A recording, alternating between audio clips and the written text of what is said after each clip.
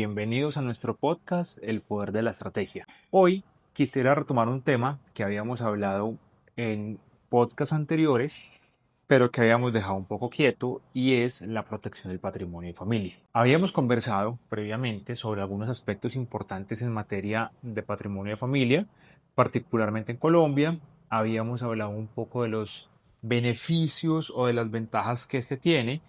Habíamos conversado un poco de cómo esto puede generar beneficios en asuntos de seguridad, de anonimato, cómo esto puede ayudar a organizar elementos propios de la sucesión sin que ello implique entonces desconocer leyes de orden público o imperativas.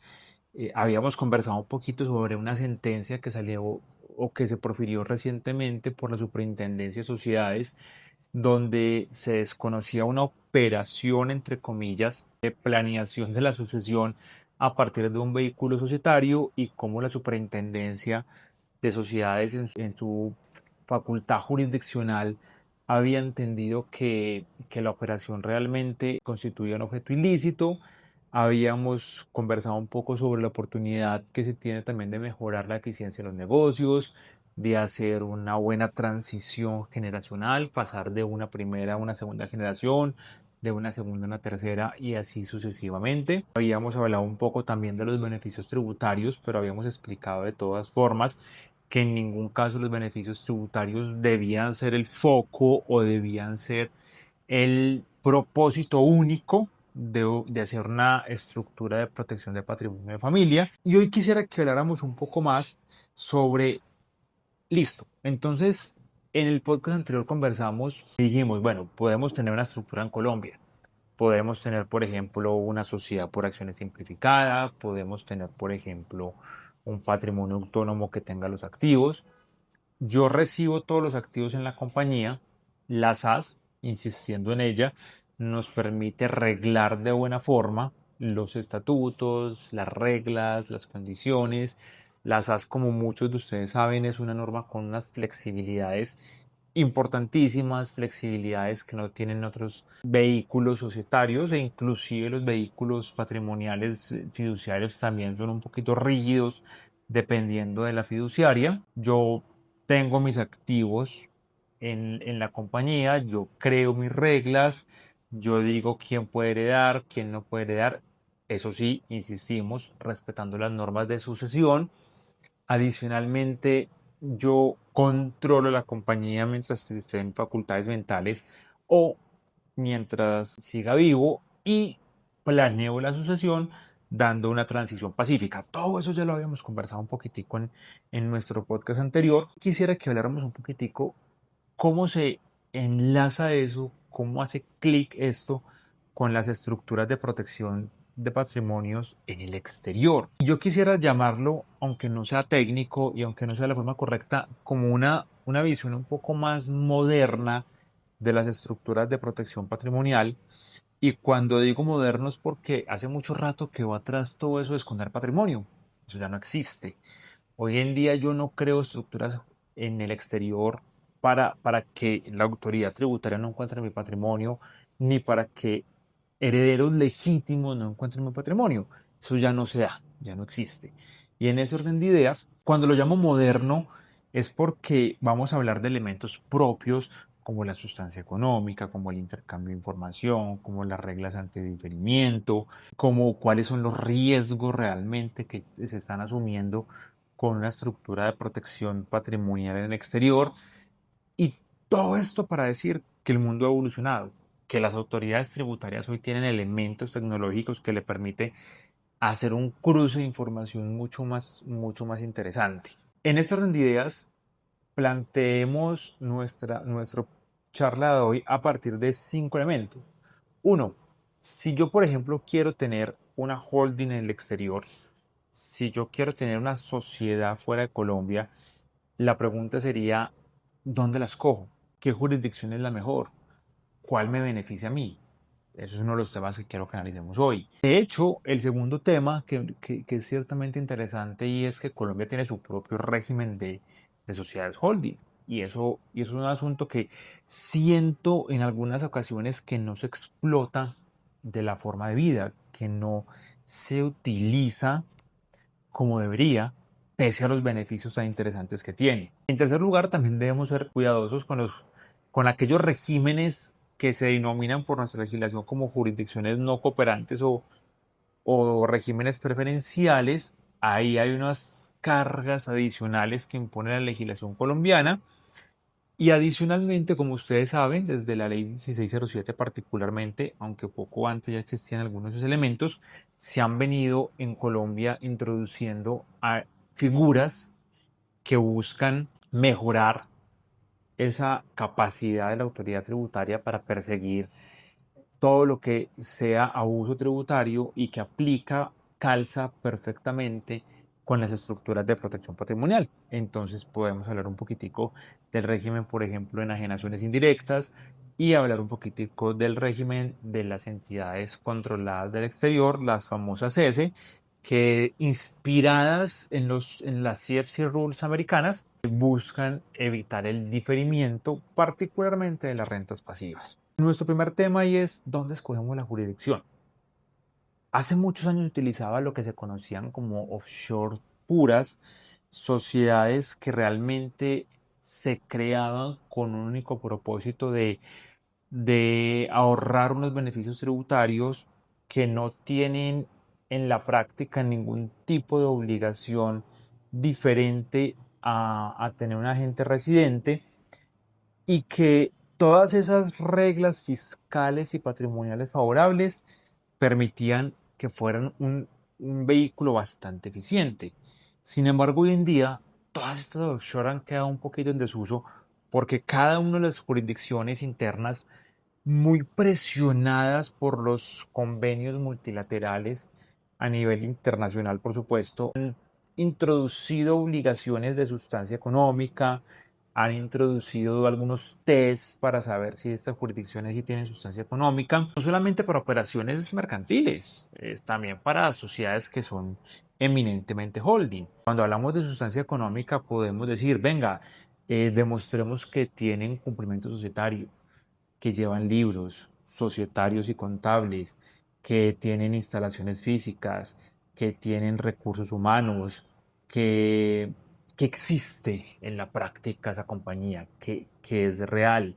Y aquí hemos utilizado históricamente jurisdicciones como BVI, como Caimán, como Bahamas, como Belice, que les ha tocado literalmente volver su jurisdicción interna y adecuarla a todo lo que exige la norma, sobre todo la normativa internacional. Aquí ya la sustancia económica se volvió en un elemento muy importante, sin el cual inclusive, e insistimos en ello, las holding no sobrevivirían si no tienen sustancia económica. También existen a nivel internacional los denominadas holding de jurisdicciones territoriales. Aquí encontramos a Uruguay, encontramos a Costa Rica, encontramos a Panamá, tal vez encontramos a Reino Unido. Estas son jurisdicciones que no graban ingresos de fuente extranjera. Son jurisdicciones que solamente graban en sus países los ingresos que se producen dentro de sus propios territorios, pero que nunca van a grabar lo que venga de afuera y no necesariamente son offshore, simplemente son jurisdicciones que pueden tener sustancia, que pueden tener obligaciones propias de las estructuras societarias y obligaciones propias de índole contable y tributario, pero se preocupa más es de dónde viene el ingreso. Nuestro caso más cercano puede ser un Panamá, es el caso más famoso que tenemos. Insisto, hay otras jurisdicciones, el mismo Francia, el mismo Uruguay han incurrido en varias ocasiones en este tipo de beneficios tributarios.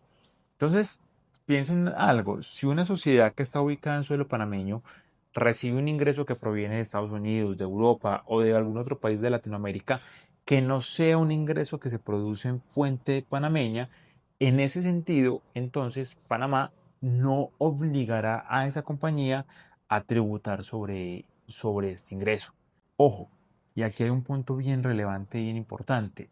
Cuando hablemos de jurisdicciones no cooperantes o de regímenes preferenciales, tenemos que ser muy cuidadosos con que estas jurisdicciones que crean estos sistemas de territorialidad no estén allí incluidos porque van a tener unas cargas adicionales muy importantes.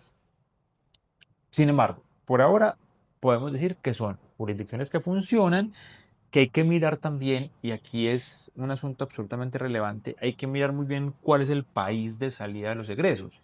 En otras palabras, si Panamá va a recibir un pago, habrá que mirar entonces el pago de dónde viene. Si, por ejemplo, el pago llega desde España, si el pago llega desde Estados Unidos, si el pago llega desde Colombia, porque en esa jurisdicción de donde sale el pago, pues también habrá que ver si existe o no una retención en la fuente.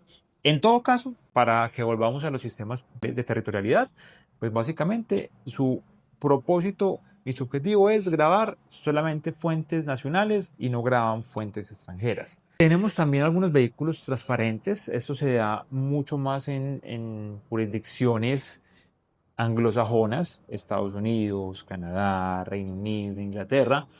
Recordemos que en estas jurisdicciones las sociedades per se pueden ser lo que ellos denominan opacas o transparentes. Sociedades que son opacas son sociedades que no consolidan con sus accionistas los ingresos. Sociedades que son transparentes son sociedades que sí consolidan con los socios sus ingresos. Y en ese orden de ideas, piensen ustedes en las famosas LLC de Estados Unidos, que consolidan ingresos en su socio, es una especie de transparencia.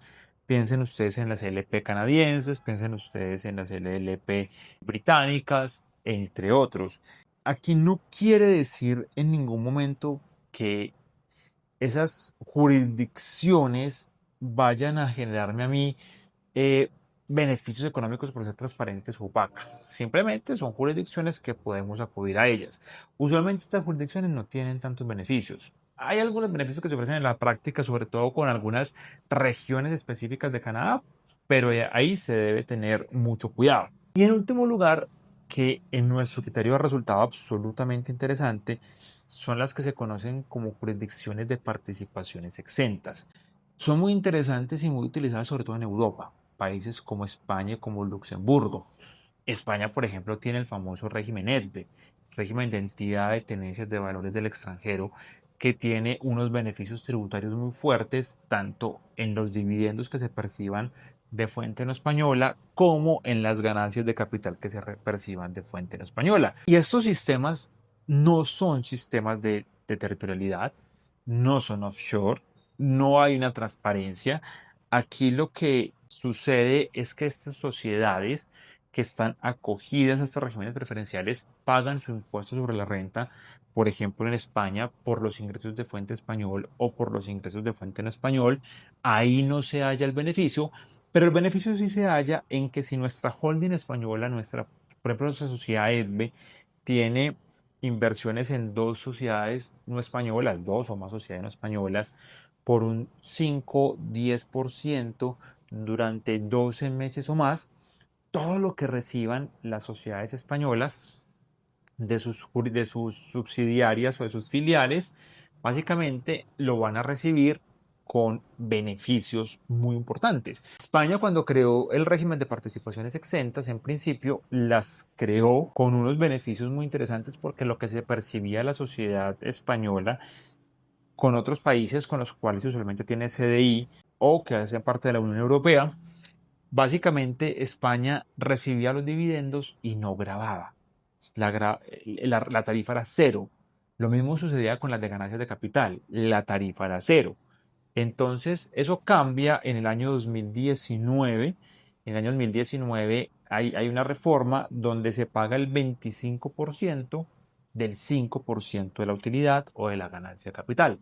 En otras palabras, si yo me gané 100 euros y sobre esos 100 euros saco 5 euros y a esos 5 euros le aplico el 25%. Eso en la práctica me da un 1,25 sobre la totalidad de lo que se está ganando. Y piensen ustedes lo siguiente, piensen ustedes que Colombia y España, por ejemplo, para que sigamos con el mismo caso, tienen también un convenio para evitar doble imposición. Entonces resulta muy interesante cómo puede jugar ese régimen de convenio para evitar doble imposición y de régimen de participaciones exentas. Piensen, por ejemplo, qué pasa si una sociedad holding española básicamente tiene inversiones en una sociedad colombiana y la vende. Piensen, por ejemplo, cuál es el manejo que el CDI le da a esa ganancia ocasional, que usualmente los CDI reparten la potestad tributaria y en este caso lo hace a favor del país de la residencia, es decir, del país donde está ubicado la jurisdicción. Piensen entonces si Colombia, por ejemplo, bajo ese régimen, si ustedes van y miran el artículo 10 del convenio para evitar doble imposición entre Colombia y España, que nos dice que si la sociedad holding tiene el 20% más en la filial, entonces tributa en la jurisdicción donde reside la sociedad holding. Entonces piensen las planeaciones legítimas. Piensen ustedes en las economías de opción que se pueden generar a partir de este tipo de sociedades holding. Insisto, las españolas o las de Luxemburgo son jurisdicciones que permiten recibir dividendos con tarifas preferenciales, ganancias de capital con tarifas preferenciales y que adicionalmente, cuando éstas reparten hacia el exterior, entonces también tienen un beneficio porque se trata como un ingreso de fuente no nacional. Y de hecho, aquí hay algo muy interesante porque mira todo lo que hemos hablado. Hemos hablado de sociedades offshore puras, de sistemas tributarios de territorialidad, hemos hablado de régimen de participaciones exentas, hemos hablado de vehículos transparentes y lo curioso de todo esto es que Colombia en la ley 1943 del 2018, que no sé si ustedes recuerdan que esa ley fue declarada inexequible por parte de la Corte Constitucional y que se expidió nuevamente una norma muy parecida, aunque tuvo cambios, que fue la ley 2010 del 2019, introdujo un régimen llamado compañías holding colombianas. Y si ustedes se pueden ver, es un régimen absolutamente parecido a la régimen EDB española. No estoy diciendo que sea igual, no estoy diciendo que sea lo mismo. Lo que estamos diciendo es que es un régimen absolutamente parecido. ¿Por qué? Porque pide o permite que existan sociedades holding en Colombia y que estas sociedades holding en Colombia tengan participaciones en otras sociedades colombianas o no residentes en Colombia con un término mínimo de 12 meses, con una participación mínima del 10% y que los dividendos que perciba se traten en la holding con una renta exenta, siempre y cuando esos dividendos que se estén percibiendo provengan de sociedades filiales que sean no residentes fiscales en Colombia. Porque entonces Colombia se ha abierto a la posibilidad de volverse un eje de movimientos de capitales. Piensen ustedes, por ejemplo, Colombia, tener sociedades holding con participaciones en filiales en países con convenio CAN, por poner un ejemplo, con Perú, con Ecuador, con Bolivia. Entonces, ¿cómo funcionaría? Entonces, ¿cuál sería el manejo, por ejemplo, de dividendos que se harían ahí? Piensen ustedes, listo, no con convenio CAN, entonces con otras jurisdicciones donde existen también convenios para evitar doble imposición, Chile, por ejemplo, que también está aquí en Latinoamérica, el mismo México, que también está en Latinoamérica. Es un régimen muy interesante porque al final los dividendos, insistimos, que se perciban de fuente no colombiana serán rentas exentas que llegan a la compañía colombiana.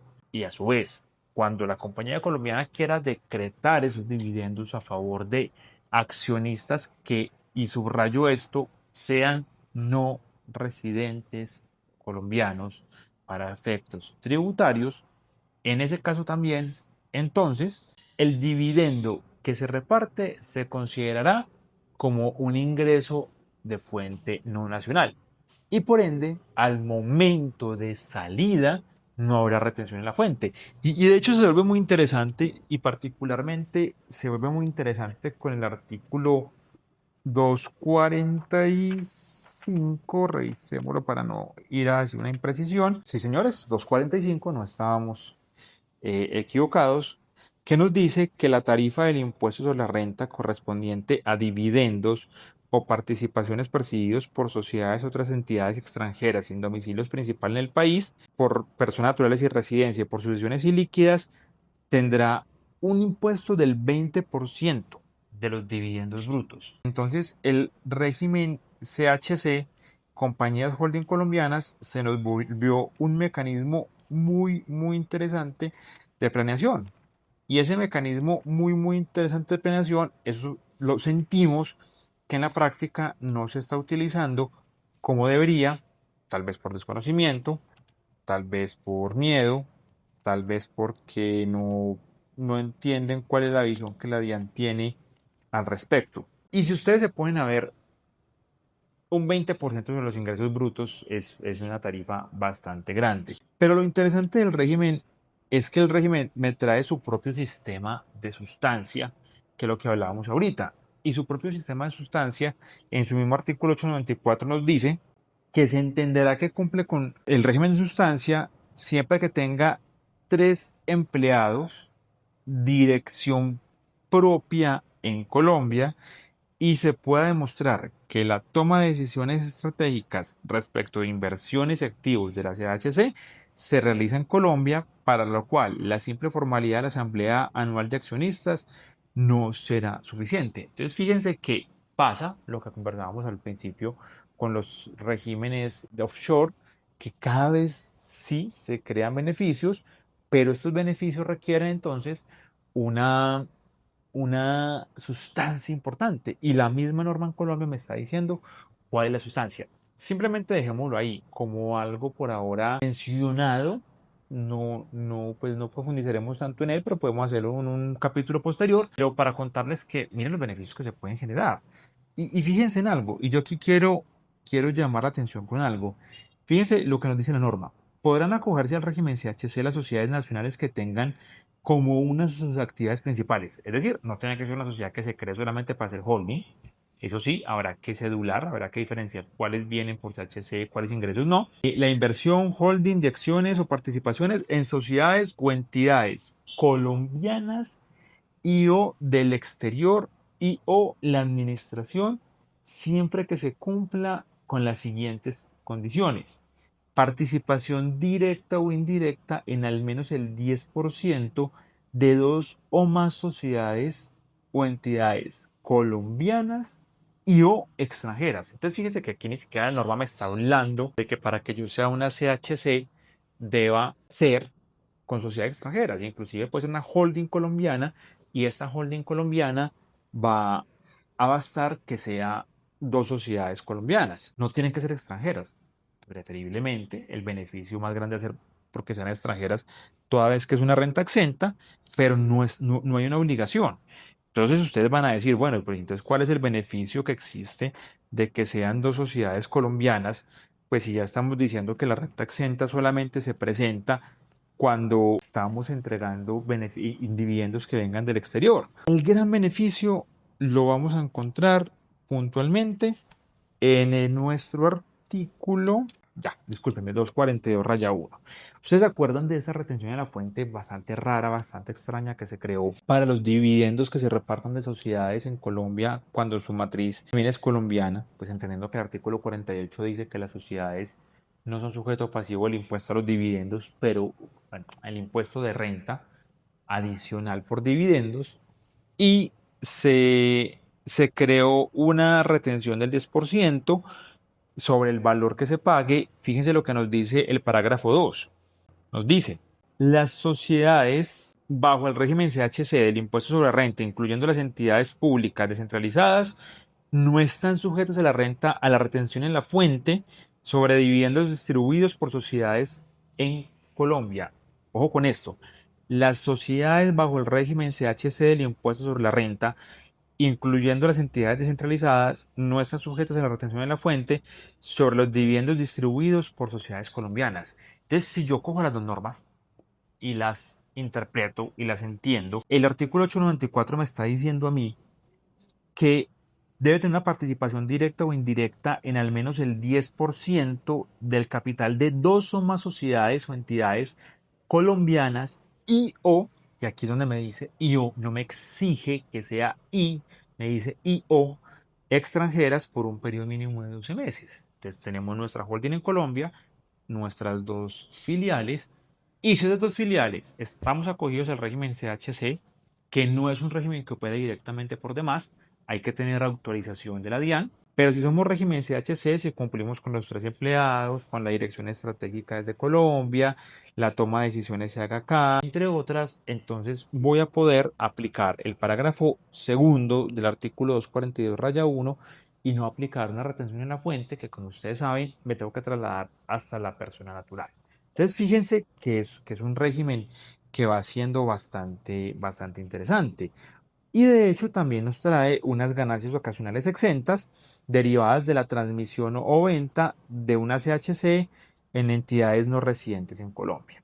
Hoy quería como llamar la atención sobre algunos beneficios, sobre todo en dividendos, como el que acabamos de decir, sea que yo perciba dividendos de una sociedad colombiana, sea que yo perciba dividendos de una sociedad extranjera, en el segundo caso como una renta exenta, en el primer caso porque no estoy obligado a retención, y cuando la sociedad compañía holding colombiana le decrete a un socio no residente en Colombia, en ese caso pues se entenderá que es un ingreso de fuente no colombiano y tampoco tendrá una retención en la fuente. En todo caso, si el accionista que percibe es residente en Colombia, pues sí tendrá la retención en la fuente. También es importante tener en cuenta, y aquí entramos al tercer punto, las obligaciones que existen con operaciones, con regímenes o jurisdicciones de regímenes preferenciales o no cooperantes.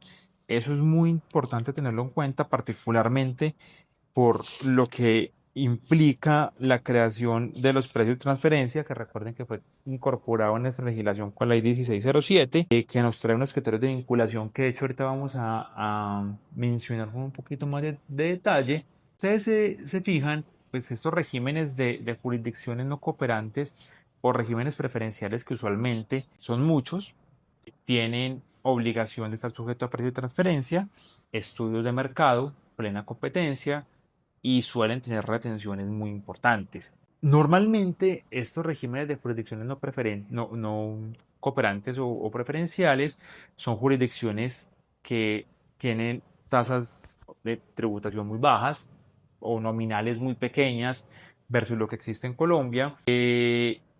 No tienen convenios o tratados de intercambio de información, por ejemplo, no son transparentes, que no tienen o no exigen sustancia económica para crear sociedades, que, por ejemplo, no tienen autoridades tributarias sólidas y consolidadas, o pues que Colombia las nombra como un régimen preferencial.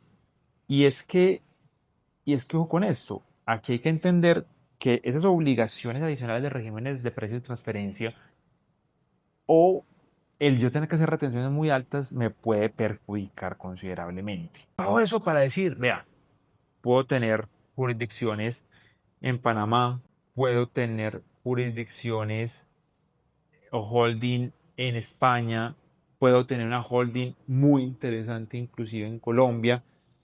Mucho cuidado cuando tengamos por fuera de Colombia nuestras sociedades holding, particularmente con los regímenes de sede efectiva de administración. Eso es bien importante tener en cuenta la sede efectiva de administración que creó y que se modificó por demás con la ley 2277 del 2022, importantísima. Y recuerden, sobre todo ese parágrafo primero que nos dice que para efectos de este artículo se entenderá que la sede efectiva de administración de una sociedad o entidad es el lugar donde materialmente se toman las decisiones comerciales.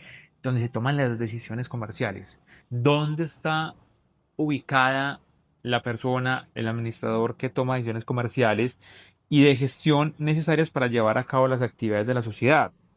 Dice, para determinar la sede efectiva de administración debe tenerse en cuenta hechos y circunstancias que resulten pertinentes, en especial relativo a los lugares donde los administradores de la sociedad o entidad usualmente ejercen sus responsabilidades y se llevan a cabo las actividades diarias, donde se firman contratos, donde se toman decisiones, donde se reúne la junta directiva, donde se lleva la contabilidad, donde se realizan las actividades propias. Y aquí es importante saber que yo puedo tener entonces una sociedad extranjera, comercialmente hablando, una sociedad que se creó en el extranjero, pero que para efectos tributarios es una sociedad colombiana. Y eso es muy importante porque muchas veces algunas estructuras se caen desde el mismo peso de entender que por más que mi sociedad comercialmente esté por fuera, es una sociedad que para efectos tributarios es colombiana. Es muy importante entender el régimen de enajenaciones indirectas. Eso es vital porque muchas veces pensamos que tenemos nuestra sociedad holding y pensamos que esa sociedad holding es socia de otra sociedad aquí en Colombia, por ejemplo, y que la venta de la sociedad holding, de las acciones de la holding, entonces no me obliga a pagar tributos aquí en Colombia. Eso es falso.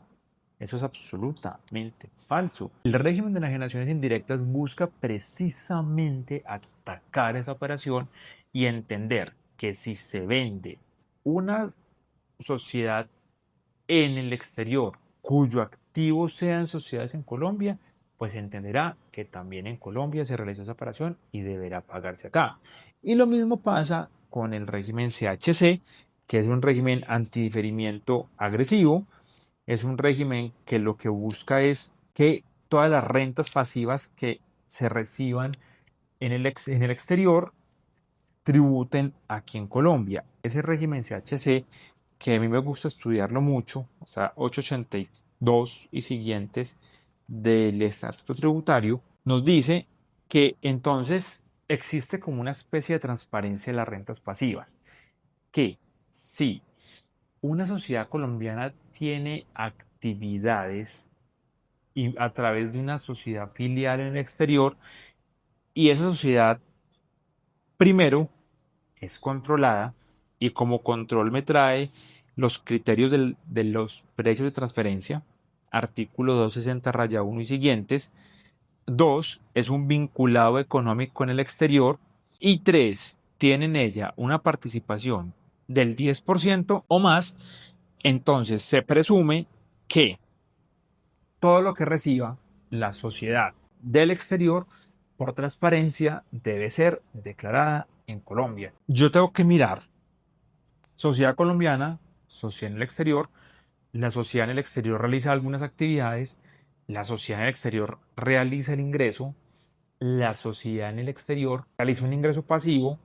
La colombiana tiene en el exterior control, criterios de precios de transferencia, tiene vinculación económica, tiene el 10% más o está en una jurisdicción no cooperante o de baja imposición. También aquí entra a jugar el régimen S. El régimen S, también mencionado, entidades controladas del exterior. Estas entidades controladas del exterior lo que busca es generar una norma de transparencia para evitar el diferimiento tributario mediante el cual si una sociedad colombiana tiene participación en una compañía extranjera, artículo 882, y esa compañía extranjera realiza actividades de renta pasiva, entonces hay una transparencia. ¿Qué quiere decir que haya una transparencia? Quiere decir que si la sociedad colombiana tiene participación en la extranjera y ésta percibe ingresos pasivos, la sociedad colombiana tendrá que declararlos como propios. No opera automáticamente, hay que mirar uno, si existe control, criterios de control que nos trae los artículos 260-1 y siguientes, que son el desarrollo de los precios de transferencia. Dos, si se trata de una vinculada del exterior, también según los criterios de los precios de transferencia. 3. Si se tiene el 10% más de participación al capital de forma directa o indirecta. Solamente sobre rentas pasivas. Rentas pasivas que inclusive la norma nos trae. Nos dice dividendos, nos habla de intereses o rendimientos financieros, nos habla de ingresos derivados de explotación de intangibles. Yo aquí he tenido algunas dudas, pero está la norma pues creada porque no toda la explotación de intangibles necesariamente debe ser una renta pasiva, pero está bien. Enajenación o cesión de derechos que generen rentas pasivas, arrendamientos de inmuebles, entre otras. Y piensen ustedes algo que en la práctica es muy común. Entonces yo tengo una sociedad en Colombia y la sociedad en Colombia creó una sociedad en el extranjero y esa sociedad en el extranjero tiene una cuenta, no sé, con JP Morgan, con Raymond James, con el que sea. Y esa sociedad en el extranjero entonces invierte en mercado de capitales. Esos rendimientos que están generando la sociedad en el extranjero, entonces, en virtud del régimen, ¿ese tendrá que ser declarados por Colombia? La respuesta es un absoluto sí, porque son, se entienden, rentas pasivas. También me puedo traer los costos y las deducciones, la norma me lo permite. Entonces, miren todo el mundo que recorrimos hoy, miren todo lo que hemos hablado hoy. Tengo una sociedad en Colombia con un patrimonio, quiero una holding en el exterior, donde escojo offshore, sistema de territorialidad, régimen de participaciones, sociedades transparentes en Estados Unidos o jurisdicciones anglosajonas. Puedo escoger la misma sociedad colombiana, CHC. Debo tener mucho cuidado con los regímenes preferenciales o jurisdicciones no cooperantes o de baja nula tributación. Debo observar normas de sede efectiva de administración para que la sociedad extranjera no se me vuelva residente en Colombia. Debo observar las normas de enajenaciones indirectas para que las ventas que yo haga en el exterior no tributen en Colombia y se entiendan realizadas aquí. Debo observar el régimen S entidades controladas del exterior para que las rentas pasivas que perciba la sociedad del exterior no deban reconocerse aquí en Colombia. Y todo esto en pro de una buena estructuración, de una planeación patrimonial. Insistimos con algo, las estructuras de protección patrimonial no deben estar enfocadas a los impuestos, pero tampoco deben generar mayores impuestos o cargas adicionales. Y todo esto pues teniendo también en cuenta lo relativo al régimen cambiario. Por hoy concluimos nuestro capítulo de podcast. Espero que nos veamos muy pronto en nuestro podcast El Poder de la Estrategia. Los espero. Muchas gracias.